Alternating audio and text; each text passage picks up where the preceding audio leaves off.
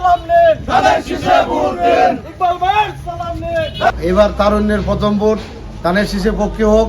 বেগম জিয়া খালেদা জিয়া ওনার রোগ মুক্তিতে ওনার জন্য আমরা দোয়া কামনা করি এবং জনাব ভারপ্রাপ্ত চেয়ারম্যান বাংলাদেশ জাতীয় দলের বিএনপি জাতীয়তাবাদী বিএনপি উনি 25শে ডিসেম্বর বাংলাদেশে ফিরবেন।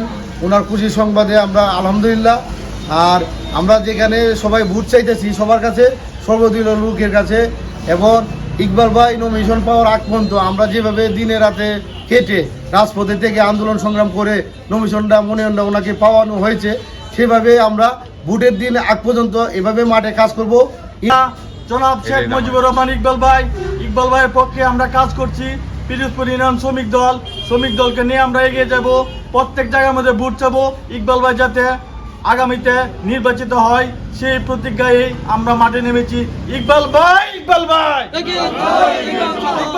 এগিয়ে চলো।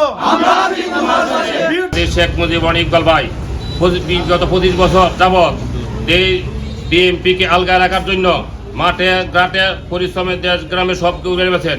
এই পরিশ্রমের গ্রাম শেখ মুজিবুর ইকবাল ভাইকে ধানের শীষ মার্কা দিয়েছি, যাতে আমার যে শেখ মুজিবুর ইকবাল ভাইকে ধানের শীষ মার্কা বিজয় করি আমাদের ঘরে ফিরতে পারি।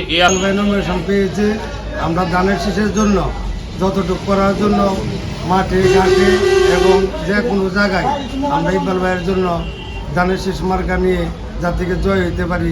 প্রিয় বন্ধুগণ, আজ থেকে 25 বছর যাবৎ শেখ মুজিবুর রহমান ইকবাল ভাই দুর্দিনে যেভাবে আমাদের পাশে থেকেছে, সে থেকে আরম্ভ করে থেকে মামলা হামলা সবকিছু করে দিয়েছে, বিসিতে টাকা দিয়েছে।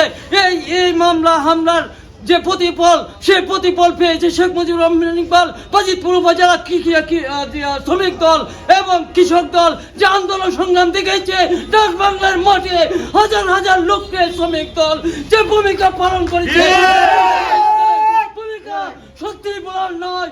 এই পিরোজপুর ইউনিয়ন থেকে শুরু করে বাজিতপুর পর্যন্ত যে আন্দোলন সংগ্রাম দেখেছে শ্রমিক দল, তাদের কথা আমরা সত্যি বলতে পারবো না। ভোট দেবো কিসে? ধানের শীষে।